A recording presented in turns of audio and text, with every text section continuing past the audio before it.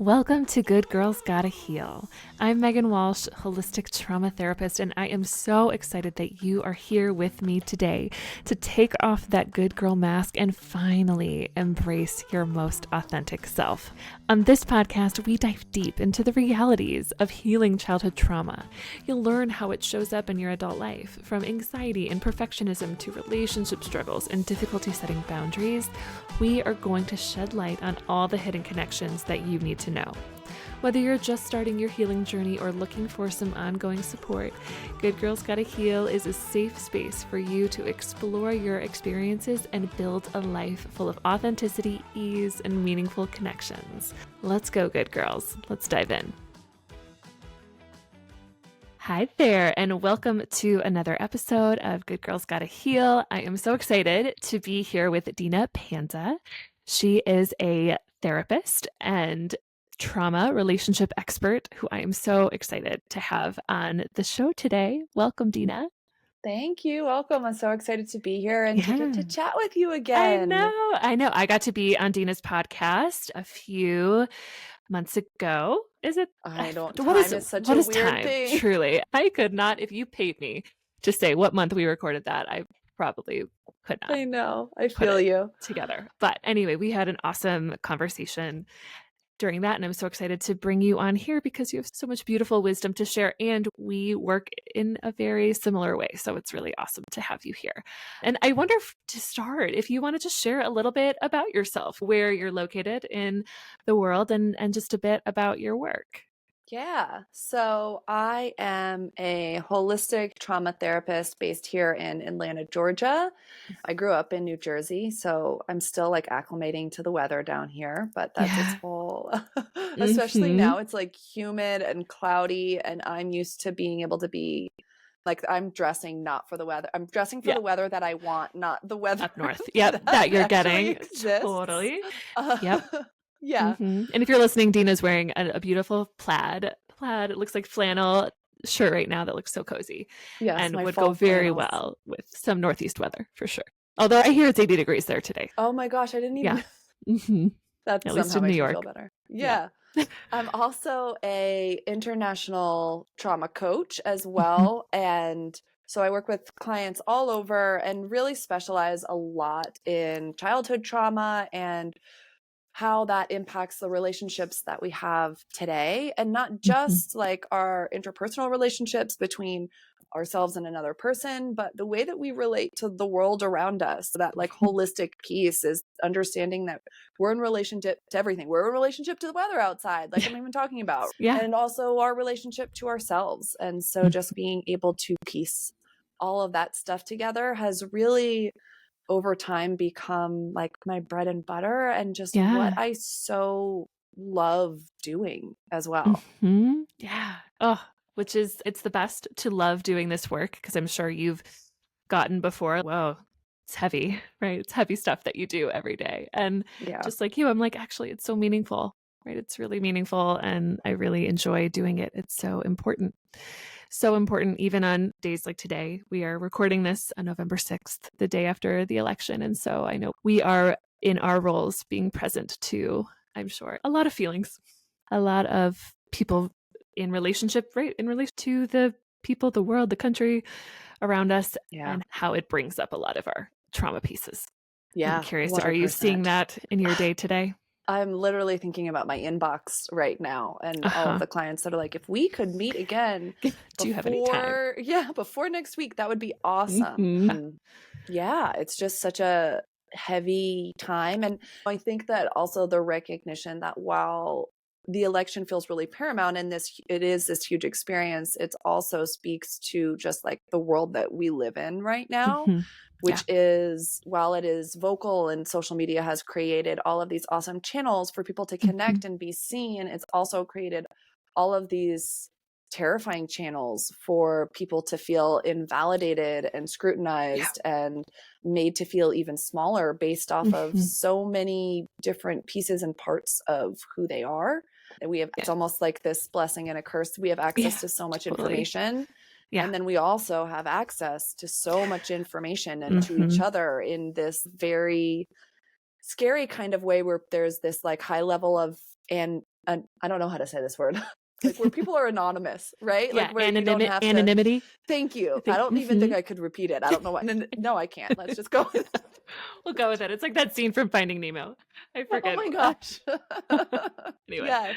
Mm-hmm. Yes, exactly. Yeah.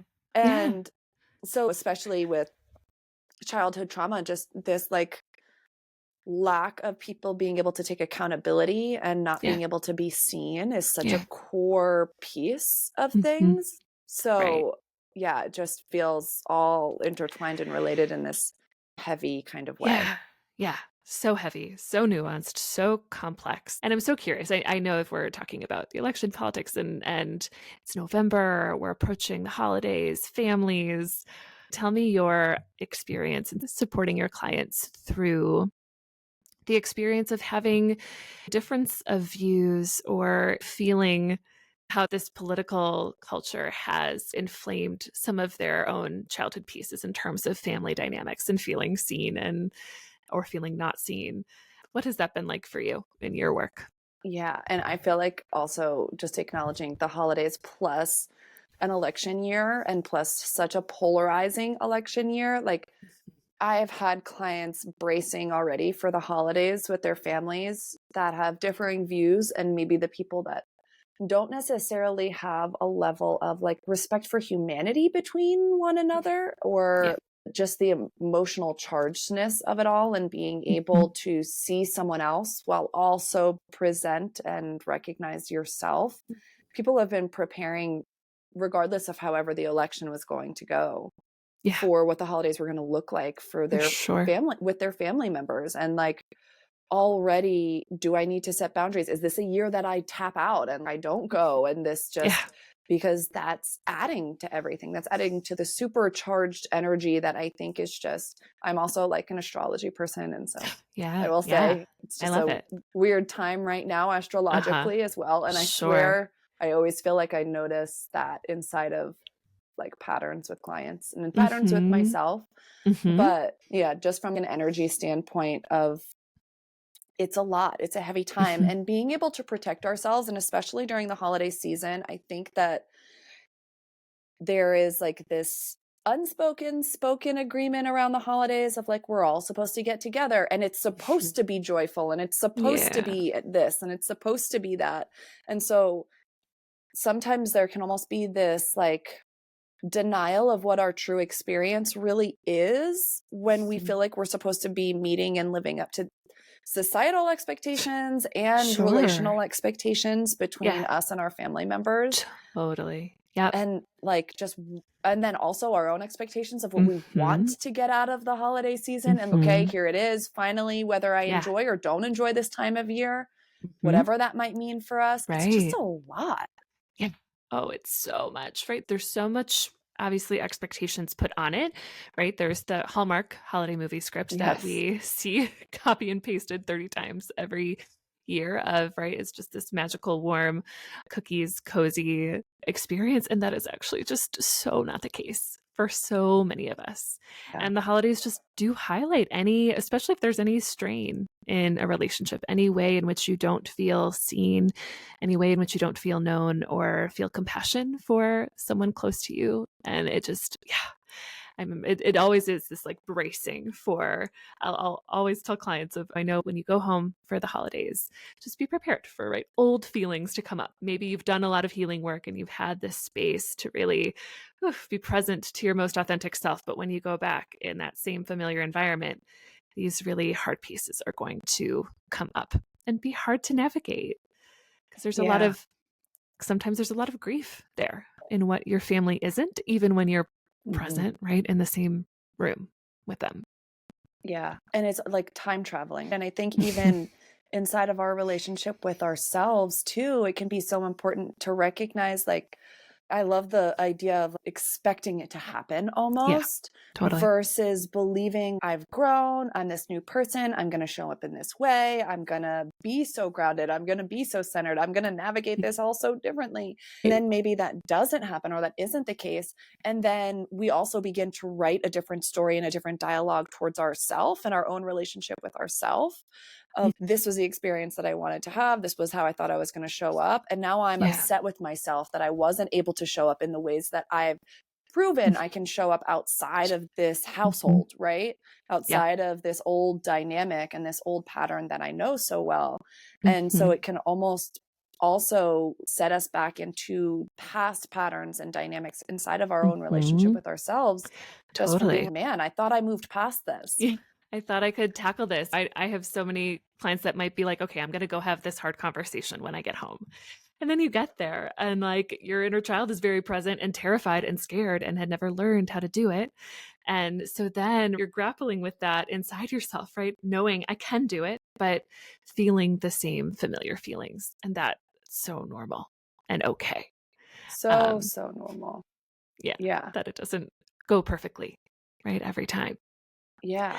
And there's only so much that we can really, obviously there's only so much that we can control inside of any given relationship or any experience that we have, but also trying to maintain inside of ourselves that compassion, that curiosity, that understanding of this was going to be hard. This is going to be challenging. I'm still a different version of myself, even though I'm noticing myself fall back into old patterns, even though I'm noticing old emotions or things that I am putting air quotes around all of this, like thought that I had healed and processed and integrated and worked through and all of the things that we do and say and whatever, thought I was past this, right? That being able to come back to, okay, I've still grown. Even though I'm entering into these patterns, I'm re-entering into them as a different version of myself.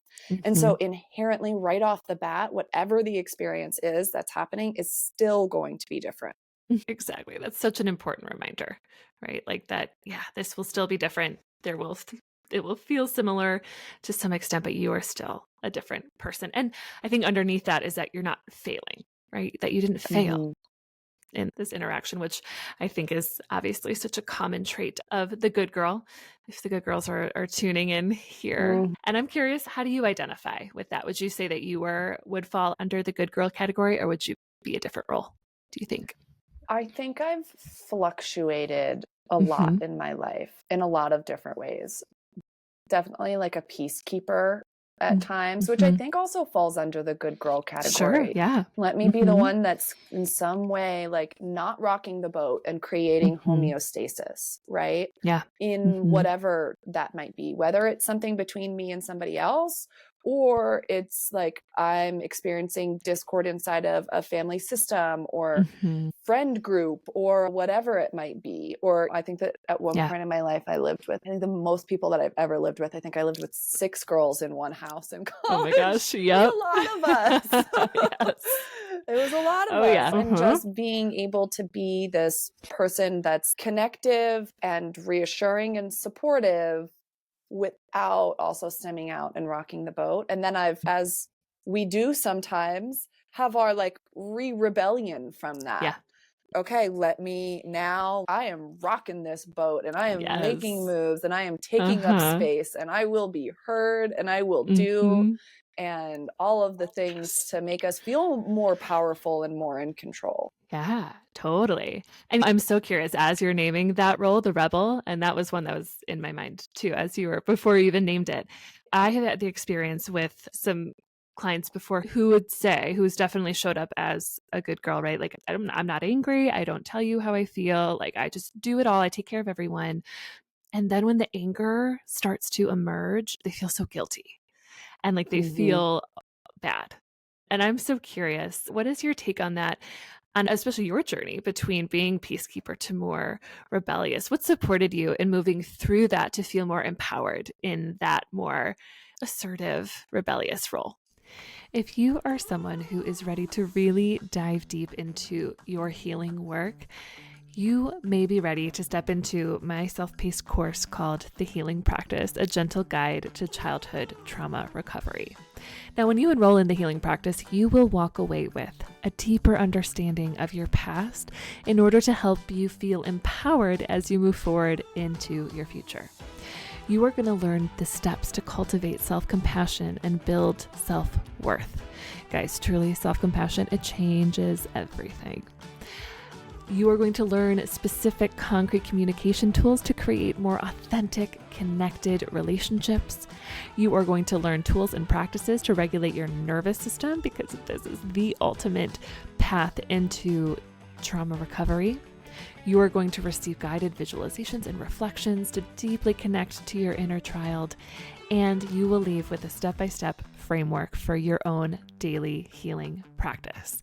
I love this course so much. It is really the core components of everything that I teach and share with all of my clients. If you are ready to begin this healing journey, use code HEAL and you will register for 50% off plus 2 free months inside of my membership, the Cycle Breakers Collective. And inside the Cycle Breakers Collective, you have 2 opportunities per month to get direct one-on-one support from me. So you guys, this deal is incredible.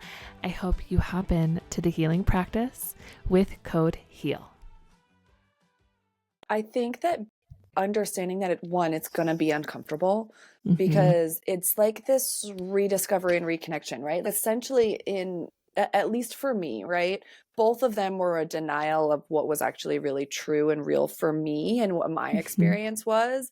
And I was just trying to figure out how to get needs met and self-expression and what that, and what the combination of those two things look like, right?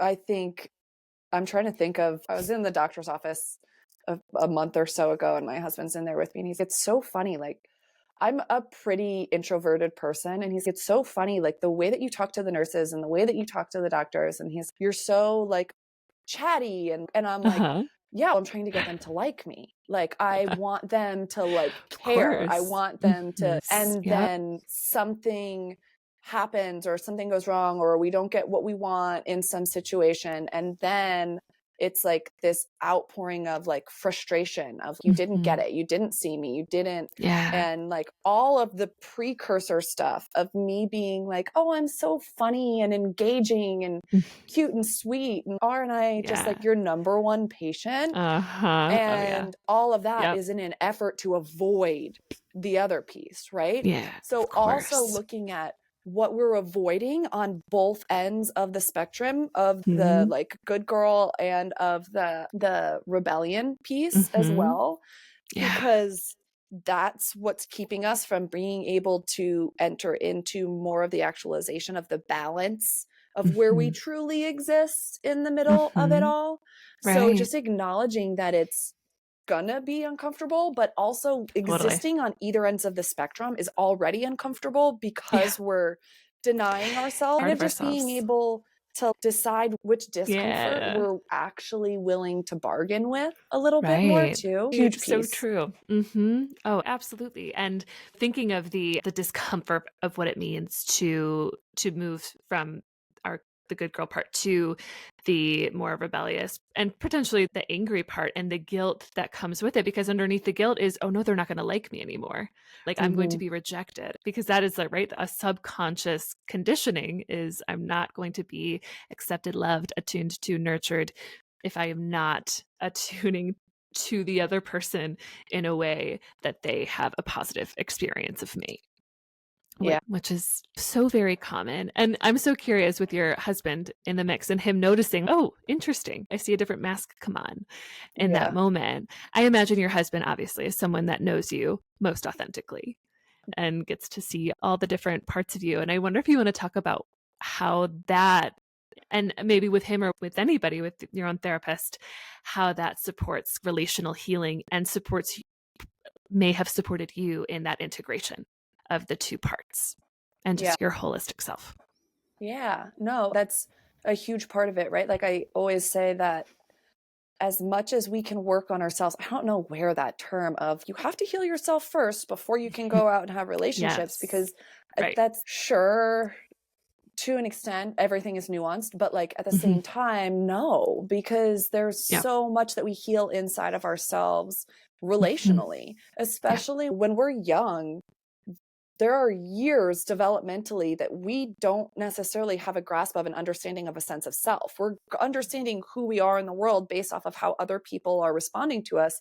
And that's our initial understanding of ourselves. That's our baseline understanding of ourselves. And then developmentally, we begin to grow into our own sense of self and be able to say, this is who I am. This is who I want to be. And then all of a sudden the two kind of continue to mesh together for the rest of our life. So with the acknowledgement of that, where there's so much foundational understanding of who we are and the written narrative that we have of ourselves in this world is foundationally based off of how other people have interacted with us. A lot of that needs to happen inside of repair and inside of connection with other people. And me and my husband have a really interesting relationship because we were friends for 10 years before we started dating. And I am I am an observer. I describe myself as when I first enter into like new social situations. I think I got that from my dad. I knew he's very much an observer. And then the more that you get to know him, he just talks and jokes and says all of his stuff. And like, I know that also my observer is, how do I fit in here? What is like safe for me to bring into this situation? And then slowly I begin to dissipate more and more parts of myself into the wholeness of a relationship, right? Like the first few times in a social situation, I might not say too much. But if you're one-on-one with me, I might not really stop talking too much. Like we're going to keep the banter going back and forth for a long time. And so in that 10 years of our friendship, we had a lot of life, and it also started in college, which is just a funny time of life, I think, anyway. And a very like stepping into understanding yourself as well.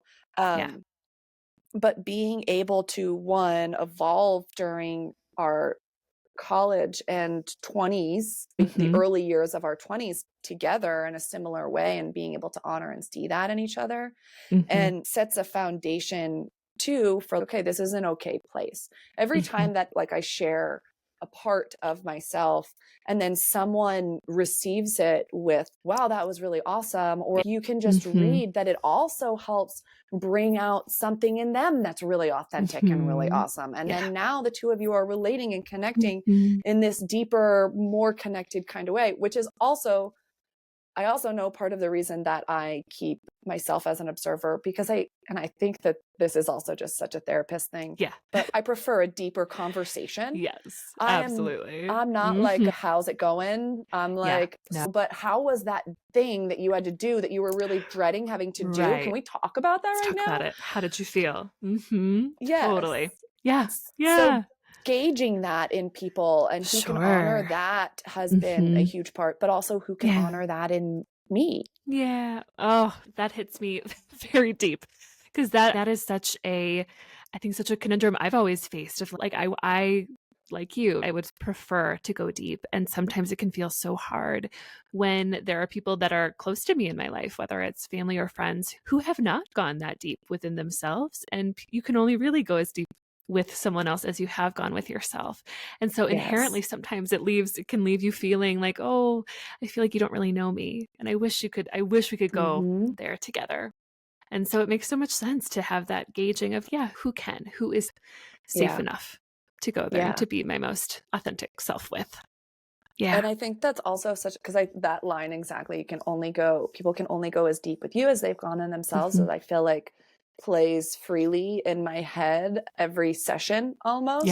So true. Because especially when we're working on ourselves and we're doing this reparative work internally in our relationship with ourselves, it does begin to create starker differences in some of our relationships.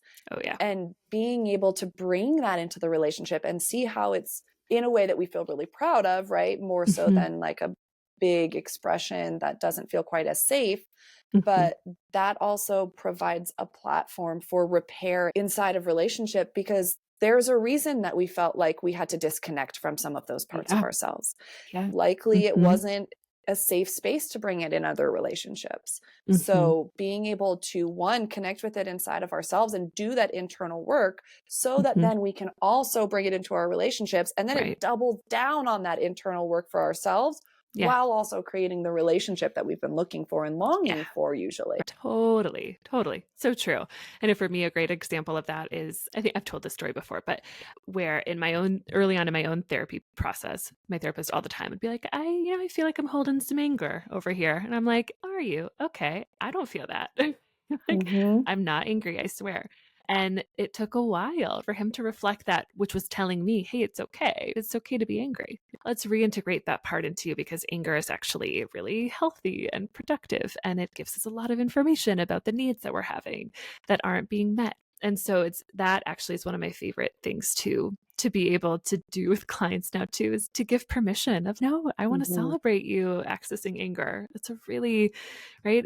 Doing it here it's really safe to do here. And then it makes it, having that relational experience makes it so much safer to then bring it out and learn how to work with anger, because we all have to work with anger in all of our relationships, right? A healthy relationship is not one that is without anger and conflict.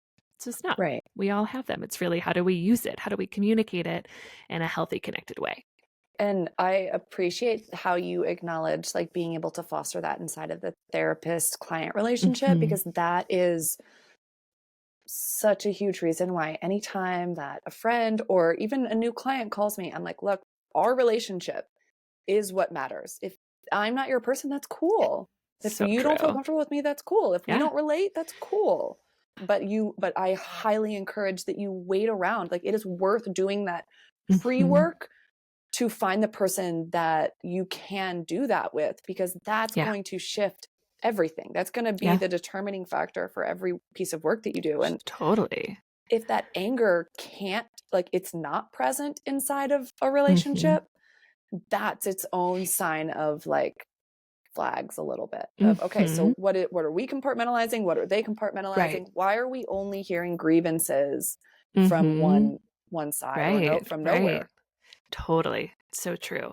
And sometimes I feel like that part, I think I've run into this, and I'm curious if you have too, personally and with clients, around the feeling like, okay, I'm doing all this work, so now I'm going to reintroduce it back into the relationship, right? I'm going to initiate the conversation. I'm going to talk about dynamically what's happening between us, but maybe my friend or partner, they're not actually doing the work either. And then it gets to this, there's like a high around it of, oh, wow, I'm doing it. And then there's like a, why am I, like, the anger, right? Of, why am I the only one doing it?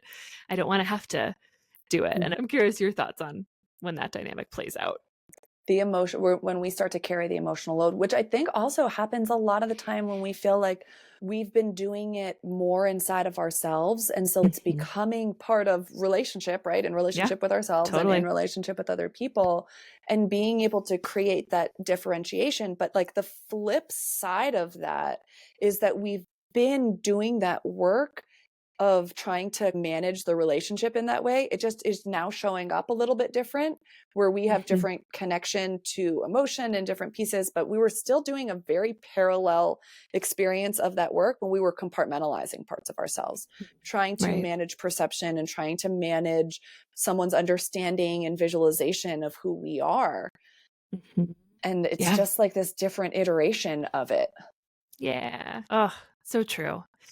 And when you say managing someone's perception of who we are, I was just thinking of what happens when we let that go? Of like, when we no longer want to manage someone else's perception of us, just thinking of how that is such a difficult leap to get to, and how that takes so much time and practice and space. And I don't know, that line is sitting with me, because it takes a lot of going back to leaning into discomfort, right? The discomfort of, okay, if they don't like me, that's right, that's theirs. We're gonna let them hold on to that and work through it, because that leads to an inherent, I am worthy, right, of love and connection as I am. Yeah. And self-trust in ourselves to be able to say, even if they don't support me, or they don't have me, or they can't hold space for me, or whatever it might be, I know I'm going to be okay. And I know I can show up for myself in that way. And even just inside of that too, just to take it back to childhood trauma too, that's such a hard and confusing place to get to, because inherently, from a survival standpoint, when we're older, we do got us. Then we are the ones that are really helping put a roof over our head, food on our back, food in our mouth, and clothes on our back. And our foundational, most basic needs of food, shelter, all of that stuff is coming from our attachment when we're younger, is coming from our caregivers when we're younger. Right. And so we rationalize safety very differently, and we give them a different level of power, right? Yeah. A different level of power over Right. who we are. And it's actually like, from a foundational space, when we're 3 years old, we can't just walk out of our household if something terrible is happening inside of the dynamics of whatever is transpiring in the house. Right. True. That is not the best thing for our survival, likely at that point in time. And I'm not going to speak in absolutes, but likely that is probably not the best thing for us. And so being able, it's like a full rewiring, not just of like our self-trust and all of those pieces, but of what safety is and where it can exist for us as we continue to get older as well. Oh, the biggest lesson of understanding the duality of, I needed the safety that I needed at that time, right? I was 3, I can't walk out of the house. So my biggest need was to stay connected to the caregiver that would keep all my basic needs met, ideally. And then knowing how that same dynamic of, I feel safe in withholding parts of myself to someone else in order to keep them calm, regulated, connected to me. Oof, it's such a tough one to let go of, and such an important one in the healing journey. Yeah. It's also like everything's all interconnected, which is again, that kind of holistic piece, that understanding that it is all interconnected, even when it does feel like a huge giant knot. Cause I think that sometimes, especially beginning to unravel this stuff, feels a lot. a lot. I think there's such an aha moment of, whoa, making all the connections. And then there's the, okay, I'm doing the work. And then there's the, okay, I'm sick of doing the work. I want to take a break. I hate doing this. And right, again, sometimes clients will say that, and I'm like, I take no offense to that, because that is totally a part of this, right? I'm glad you told me that, right? That actually is that's growth, and being able to say, I don't like this. Yeah. Recognizing that, like, you get to a point where it's, oh, I recognize why I was doing it the old way. This feels really hard right now. And this is exhausting, because even though typically a lot of the protective parts keep us from being able to just be and exist as we are in our humanness, also when we're rewiring, there's this extra effort that has to happen, because there is like, we aren't fully able to just be in itself. We're also adding on this other layer of, let me actively pause before all of these new ways of being fully integrate into our system and into who we are and into like our new initial responses to things. It's a lot of extra effort, to be able to notice, pause, switch gears, reflect, all of this other stuff. And while it is a continuous journey, healing is not like a landing mark, it's a continuous journey. The processes of it do begin to integrate so that it's not quite as laborious. And I won't say forever, but like all the time, experiences happen that really take us off the charts in dysregulation, and then we have to initiate a lot of effort to pull ourselves back.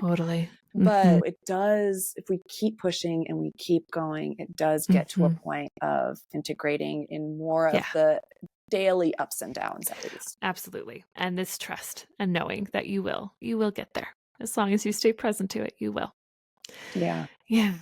Oh, and I'm curious, in your doing this work and you're moving through this work yourself, how has that impacted your role as a mother? Oh, I love that question. She is where I am most patient in my whole life. 100%. She is my most patient relationship. And I actually think, I almost feel like it's like that question is almost reversed for me, because I think that being able to acknowledge and see her then impacts my relationship with myself and my relationship with my husband, my patience with my husband, my understanding with the people in my life, of being able to recognize that to an extent, we all still have that little younger part of us. And so she almost doing it and having the opportunity to be able to do it with her has made it more of what I was even just talking about, like integrated it more into how I move through the world, that it's helped me be able to show up in those ways in other relationships as well. Yeah, totally. It's such a gift to, because your daughter's how old? 3? She's 4? 2. Okay. And my Yeah, son's going to be 2 on Friday. Yeah. Congratulations to you. Thank you. Thank you. Made it through. And this is such, right? This age is have such beautiful, fun personalities, and they need you so deeply. And their emotions go from 0 to 60 to 180 back to 0 all in a minute. And it is such a beautiful teaching moment to be so present to that, in that co-regulation, and being that calm, grounded, gentle, connected, attuned parent that you've always needed. Oh, it really does. It does double duty of being there with them, but also for ourselves. It's also like in a weird way helped me from that like good girl caretaker place also express boundaries in a weird way better. So true. Because I'm like, I don't want her to think that this is okay.